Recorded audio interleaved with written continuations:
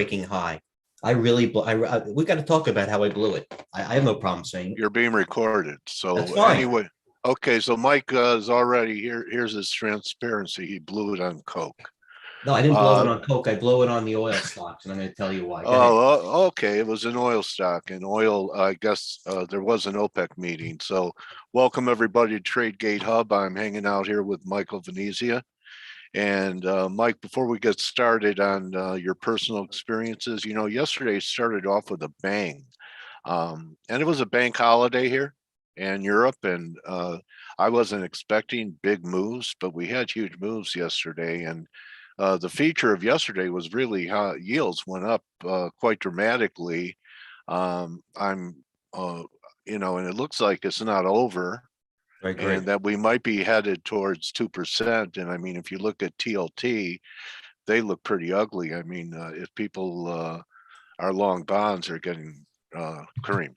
So people along technology stocks, you wanted to talk about what happens when that happens. Yeah, these growth stocks are, gave this proverbial fake out. I'll show you right here on my main page, if you will. And that's the reason why. I mean, the whole left side of my screen is what was working, what should have worked. For example, oil stocks I'll get into, fins, even Bitcoin and the general industrials. General Motors is a behemoth breaking out the multi-year highs. Ford, same thing. CF, Chai Girl said about the ag stocks. Coca-Cola's up $1.14 as well. You have stocks that continue to implode. Snowflake, which we talked about. Thank God we got out of that one. We'll get into that in a second. So all the darlings are under pressure here. Oh, it's very Google. Well, let me go to some stocks here quickly before we get to the macro view, just so I can. Mike, I heard that Apple is now 7% of the SPYs. Well, it is. And okay, so I mean, as Apple goes, so will the market. Don't you think? I'm going to tell you something yesterday, what happened the proverbial first day of the year. I was a little bit reluctant. I'm long and I like my positions. Okay. I'm not in any of these growth stocks. Thank God. I put my ego aside and I'm not trying to catch the proverbial falling knife. I'm still getting hurt in the long-term account to a degree, but I'm not going to add, but I have time. In the active account, if you will, I didn't like the fact that we ended up 2021 with the strongest 3-day rally of the whole year. Granted, the rotation was prevalent, as you could probably see at my screen. I'll go back to it in a second. But what I did not like I'll even go to. Well, you brought up Amazon to me last week and said you don't like the way it looks, and I agree. And Amazon hasn't made a new high for I don't know how long. Okay, probably as long as before the Russell made that false breakout a few months ago. But Amazon's not been acting good. Netflix has not been acting good. Really, the strength of the fangs right now is Apple, and Apple's making new highs, and I'm getting non-confirmations in Apple now. So, well, this is what I did. I mean, first of all, this is what I was wary about Jeff Bezos here. I didn't like this situation. Hold on, I don't like this. That he's, you know what I mean? That he's picturing the bike. Yeah, but he's only going into space, and on Earth he's in the chase. Well, I'm going to tell you, when everybody when they start being public like that, that's a time to get. And by the way, it's reflecting. I'm being half joking, but let me go back to the chart. Who's the guy in the box? So who's that? That guy? Yeah. I don't know. Looks like Mark Cuban. Mark Cuban with a mustache. I think that's the guy from Shahs of Sunset on Bravo TV. Oh, okay. But let me get back to Amazon. Amazon is below the moving averages, which is. I didn't like the fact that major milestones were hit. It's almost like the Dow going to the proverbial 20,000 number, then settling there, and then doing the head fake out. And with Apple hitting 3 trillion and Tesla hitting 1,200. And the market coming into I'm not saying it's over by any means. I just thought that it was a sell the news event for now. And that's why it's evident with the rotation and with the stocks right now. And that's how I'm looking at it. With the yields, as you said, we'll go to the TLT. Now that's not helping. That broke, and we'll go to the opposite. I mean, I wouldn't short that. I'm not saying it's going, I'm not calling a top on it, but you know what I mean. No, So, and that's where we're at. And so looks that, like it's going for the green moving average minimum at 85, and that, and you know what, by the way, 185. if it does go there, it's going to cause a little bit more havoc than expected. Okay. And Yeah, by the way, let I'm, me just go to this. And this morning, that even, by the way, I'm wrong. But what it even gave me a little bit more pause. If you go to TradeGATEHub, the equity put call ratio, as we were yeah. so lucky to have a lean on, was the lowest since early December. Jim Cramer, you can call him Joe Sixpack. No offense, Jim, but it is a negative. And everybody was in the pool yesterday, and that was evidence. And by the way, sectors are strong, but one day doesn't make a reversal. And certainly it was reflected in these growth stocks. But if you did the right thing, which I did not do, and I'm, that's up to me, but I'll readjust accordingly. Wells Fargo is, I mean, that was the line I drew yesterday. Yeah. Wells Fargo is a nice trade view position. And then we took the second best of breed, which was Goldman Sachs, and that finally broke through everything. And JP Morgan also edified it right there above everything. So that's They should be good until yields peak, don't you think? Absolutely. And we can look at the F, which is a triple ETF. That was a buy. And by the way, let me also go. It doesn't help that John Deere's up 5%. It doesn't help that Coca-Cola's up $1, breaking out, ripping. It doesn't even, CF. I mean, these are the wrong stocks that are going. And let me just get back to the oil stocks. I had a game time decision to make last evening, and I'll probably get down to my notebook if I could show it later. But I wanted to take Devon. I don't know why I didn't take Devon Energy right through the breakout. Nice volume. Let's even go to EOG, which had beautiful volume yesterday and had that broke above the trend line and no moving averages. I even thought they were going to buy that on a pullback. So I got too cute. I became a hypocrite to a degree and watched the indices and going to individual charts. And I missed stocks like Devon Energy. I missed Devon. I missed EOG, which I can't believe I missed EOG. I missed ConocoPhillips. I missed all the best of breeds. I missed Clear. I can't believe I'm not long Clear. So energy was really the big performer yesterday with follow through today. It's not exactly a contrarian position. No, it isn't. I mean, if you listen to everyone, a lot of people are saying it's their best trade for 2022. Energy. Okay, well, I'm certainly not going to talk them off that. Okay. You know what I mean? It's evidenced by the price action. But so you would look for a new high on a stock like this. I would, and I'm going to tell you why. I outsmarted myself because I'll reiterate what I said before the actual oil comment is I thought the market was going to have a little bit of a pullback. I didn't say we're going to call the top or going bearish, blah, blah, blah. And usually when the market pulls back, the oil stocks are the ones that dip and rip. But as they're going right, and that's what happens right now as we're looking at Clear. I thought the market would open up nicely. I didn't have a chance to exit some of my longs in growth, and they had a chance to take the oils up without me, and they're breaking high as we speak. And it's just something where I went against my conviction. I'm going to have to live with myself. They're still going up right now. And they're going up on volume of 3%. I'm going to give them the ultimate compliment. I wouldn't short them, and I'm sure. After Shy Girl was on, and I saw a tweet about fertilizer. Yes. And there's an article that China's not going to be selling any. They're not going to be exporting any to us. Well, I could appreciate that. I'm not one to really. I to trust what That's China a big says. Supplier. Yeah, well, I get it, but I would like to see the price action, and it's more than anything. The price action in any stock is better than any empirical opinion or article we could read, and so that's what I go by. And so far, it's right. Yeah. Would you buy a pullback to 37.5, where you have confluence of those moving averages? Would that be a support point for you? Of which stock? What we're looking at right now. MOS? Yeah. Yeah. 37.50. I would. You had confluence of moving averages before you switch the screen. Yes, you did. You're right here. I agree. And I would. Okay. And you also have to look at the best of breeds. Let's look how John Deere is doing. Let's look how CF, which is arguably the best of breeds. Let's look at what's the other one? AGU. I think AGU is off there. Yeah, those two, CF and Moss. And just look at those fertilizer prices. That's all.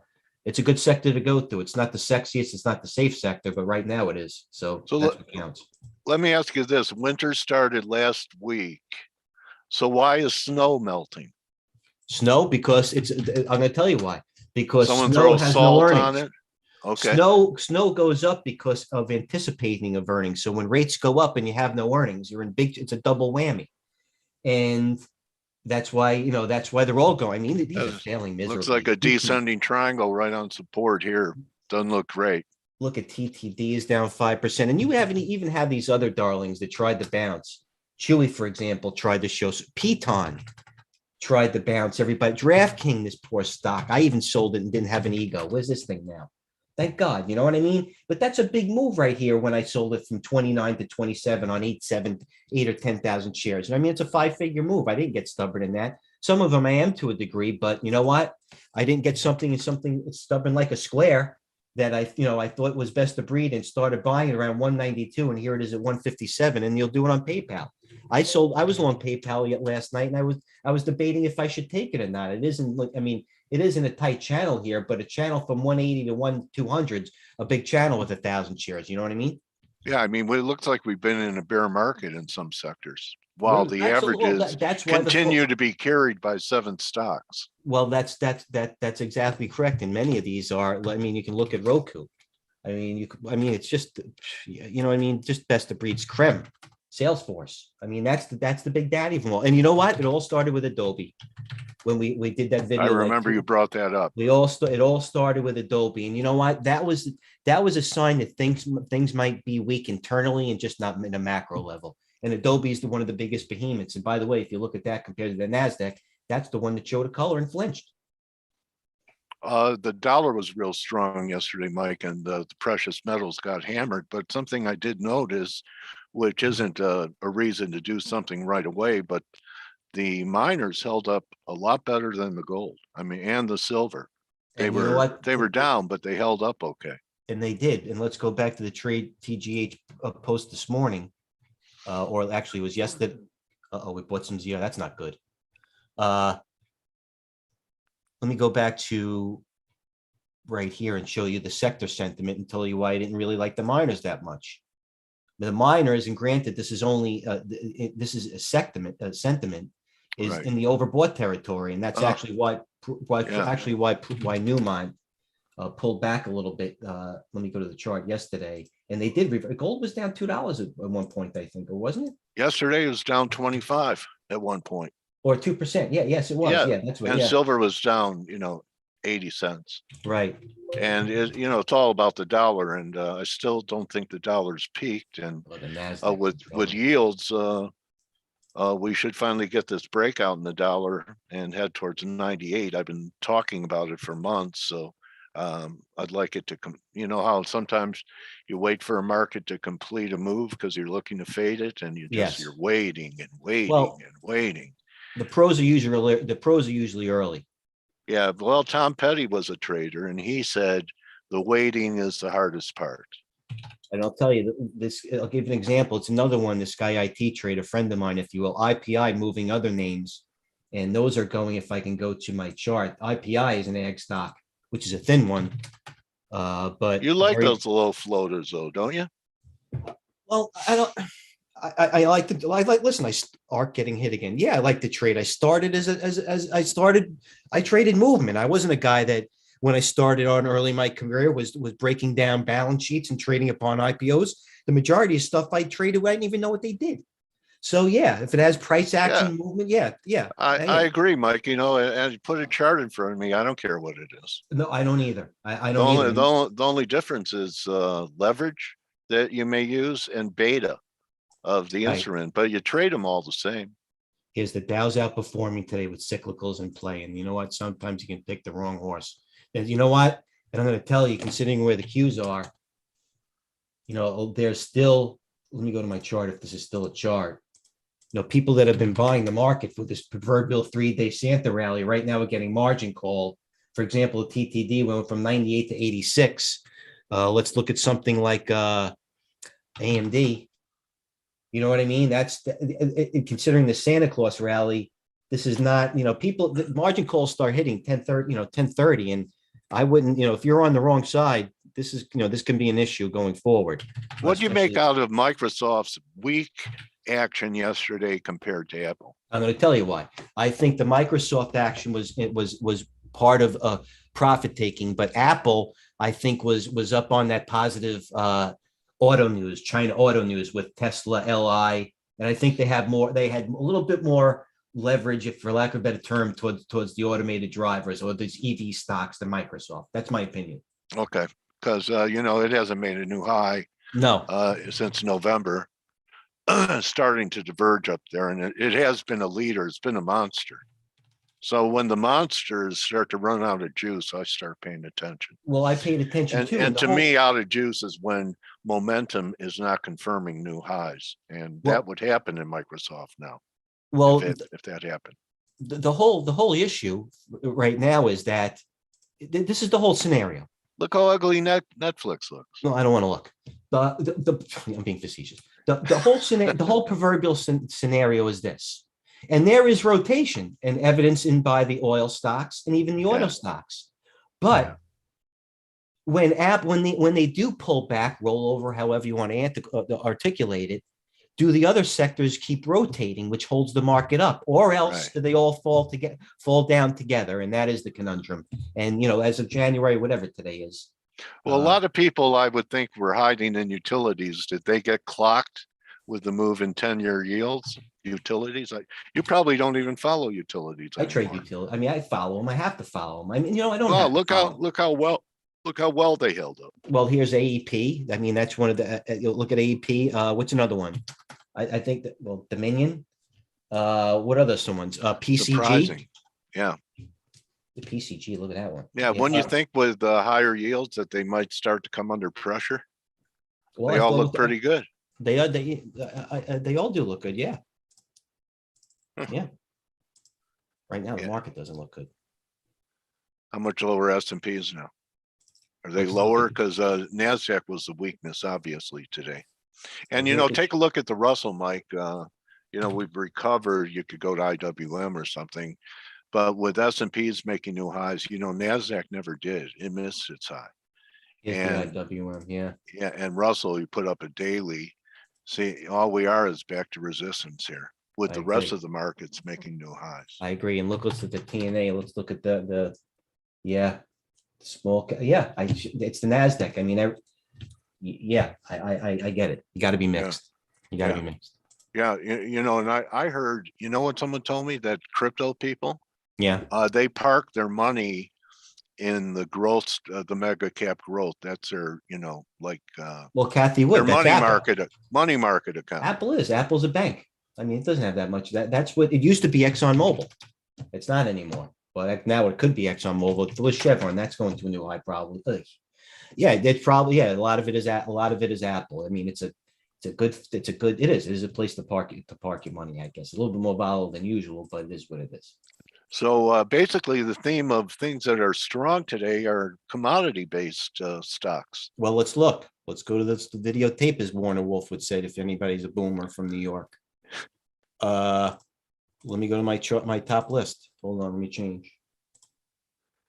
AMC bullish wise guy action. Here's at the high. So I don't even have to look at the market. I look right now that Ingersoll Rand, Schlumberger, it's up. Schlumberger, Halliburton, Deere, Oxy, Colgate, and Morgan Stanley. You put a gun to my head, I can probably guess what's breaking low as we speak. And I'm afraid to look. Actually, I'm not afraid to look. And here's the bottom left, what's breaking low. ASN, ARC, Lebu. Lebu's down 3.5. XM, DT, CRISPR, D-Dog is down 7. CarMax, JD is AMD. Yeah. So this Fitch, this tells you right there. And by the way, let's look at some volume. Did Fitch downgrade itself?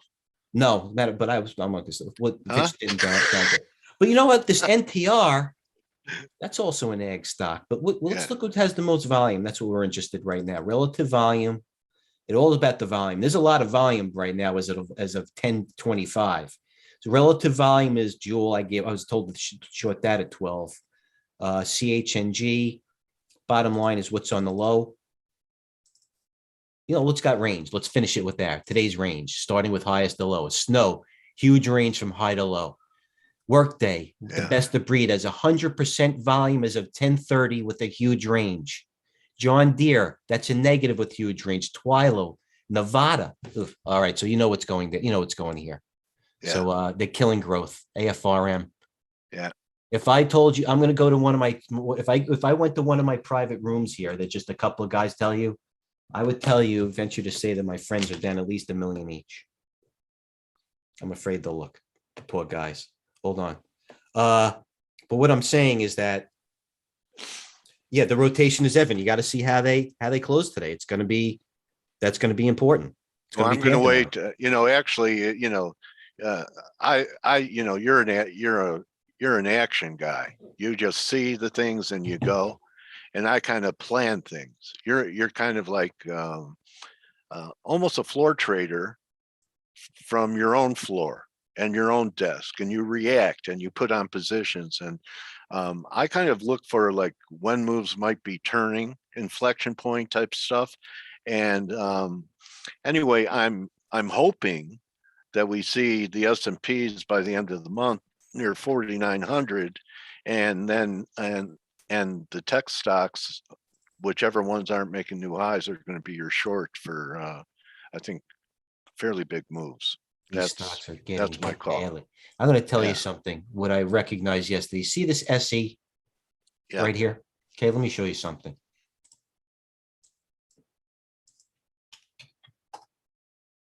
SE yesterday got upgraded. I hope I can get it here. I thought I saw it right up there. It was upgraded, trust me. Yeah. And let me go to the chart yesterday and what happened. Yesterday was a decent day. SC yesterday, which is a proverbial, could be a best of breed, if you will. That stock opened. Let's go to 2 days, if you will. I knew it was a problem because yesterday it was 231. It opened up nice and finished on basically near the low, negative on an upgrade.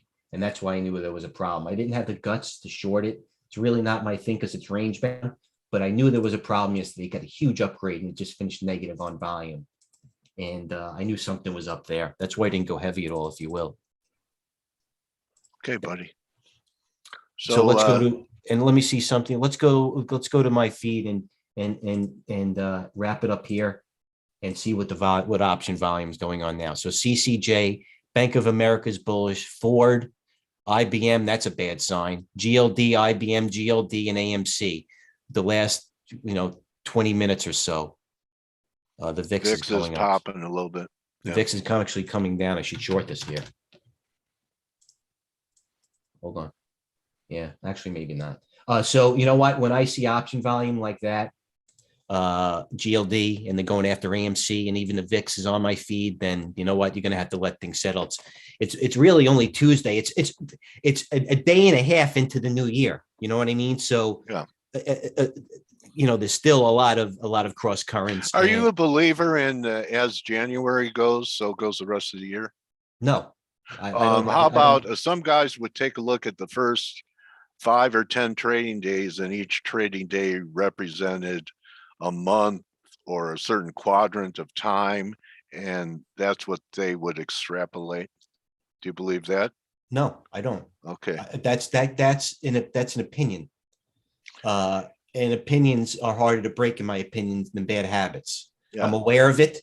I'm cognizant of it. If it's into play, then I know it's out there, and the moves might even get exacerbated. I'm on board, but I'm certainly not going to take a stab and be the first guy to put their toe in the pool, because if I'm wrong, it's going to go the complete other way because everybody's thinking the same thing. So can the market survive growth going through a severe correction? To me, I think that'd be a problem for, what's the expression? You could own the best stock in a bad market and it doesn't matter. It doesn't, because I took positions in all the best stocks in the bad markets, and it doesn't matter. And I'm getting hurt in some of the best stocks in the bad market. I'm a position trader. Let me go to this in the trade. I just think it's a little early for like them, a trading high, an important trading high the second day of the year. But, it has happened before. I think 2018, we had a real nasty January. Came off 10% or so. Yeah. The ZI I bought here. What price did I buy it? 57. It's 56. Why did I buy ZI? Is because of this. That's where I drew the line, and I bought it when we were on here. Now I'm in trouble because it's got a lot of overhead resistance. It's always bounced back before. And as a matter of fact, the last time I bought it here, the market was even weaker than it was before. That's why I look, it took a little stab there in ZI, if you will. Yeah. I just want to tell people what I'm doing, just so I'm not doing something hypocritical, if you will. Wells Fargo is still our biggest position at TradeView. Where's our Viacom? That holding it all? That's holding in there up 34 cents, coming into a little bit of resistance. We're okay there. Let's look at Coca-Cola. That was up $1 last, so that's a positive, pulling back a little bit. So you know what? When I see this, I want to see Apple pull back. Okay, and I want to see Microsoft go. All right, so the Qs, where are we here? They bounced a little bit. So the Qs bounced off 398, and where is that? So they bounced off all these moving averages right here. Time will tell. So that's where we looks sit. more sideways to me. But It does look sideways, but the bottom line is almost a flag. Go back to that chart, because I see a line in the sand, and I need the number. Go back. Where's that? Okay, I'm sorry, Coach. Yeah, the Qs. Go back to that Q chart, and let's go to a 15-minute. Okay. No, I want to see the last chart you had up, because I saw a confluence of your moving averages. No, not. I don't think there it is. Okay, so where's the white and the blue come in under that green low, right around 395? Yeah, that's the strike, 395. Okay. Which, as a matter of fact, I should have my. I don't know why I don't have my legend on it. Usually, should. All right. Yeah. All right. Well, I'll tell you what. All you people have starred in commercials of the triple Qs, and I'm not saying we can't go for 10, 420, but in my view, we start closing under 395.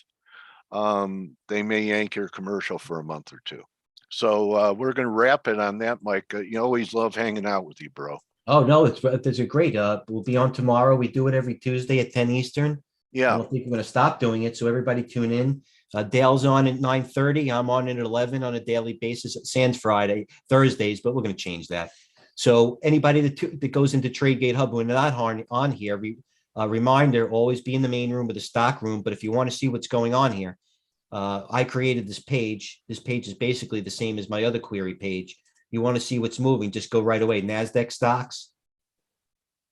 Let's go to big changers. There's big losers with volume, big winners with volume. We give it to you so you don't have to keep going to all different sites. It's also created by myself, so I don't have to keep going to all these different sites.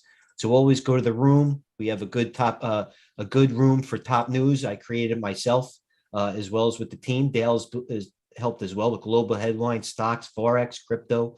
So we're all over things. So everybody, our goal is to not only teach.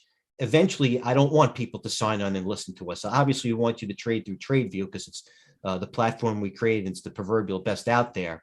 But we always want to, it's almost like that scene in Good Will Hunting when the guy picks him up and he doesn't want to, and he's happy when his friend doesn't show up that day and creates a better life. The few people that sign on and we teach, the better. But we want you on the platform. I use the platform. We want you trading going forward. But until then, we'll probably it's 10:35 now. It's usually 11:35. So we'll see everybody after lunch. Please, always put in ideas. I get back to everybody as soon as I can. Trade well, have a plan, and focus. We'll and if you like Mike's style and you want to learn how to trade like Mike, then you have to see what he's looking at. And so, so you can see it. If you want to see what we're looking at, go back. Here's our the YouTube channel. Go back. We do it every day. I go back and learn, not to only make the product better, but I go back and learn to see what I missed. I want to hear what I said. Instead of writing index cards when I studied when I was 12 years old, I can now go and look at myself. Yeah. And, these custom watch lists that you have. So the point being, if you like what Mike does, you can see what he's looking at every day. And you get used to what he's looking at, and you'll get the hang of it. But you have to take the time to come and look at how he has things with volume and bullish strategies, everything. So, just look at the same screen Mike looks at, and you'll pick it up. Okay. So, good hunting the rest of the day, everybody. I'll see you tomorrow at 9:30 a.m. Eastern time. Mike will follow me. I think an hour after me. Yeah. And then Thursday we have Anasal Haji who has some ideas about oil. I asked him about carbon credits. You're going to be surprised by his answer. I'll give you a little teaser. He says this carbon credit thing is going to be another Enron. So Really? not a high grade. I said, tell me what you think. So anyway, that's a wrap, Mike. I'll catch you in the chat room later. You got it, and Coach. good hunting, everybody. Cheers, everyone. Trade well. Have a plan Thanks and for your focus. attention. Adios.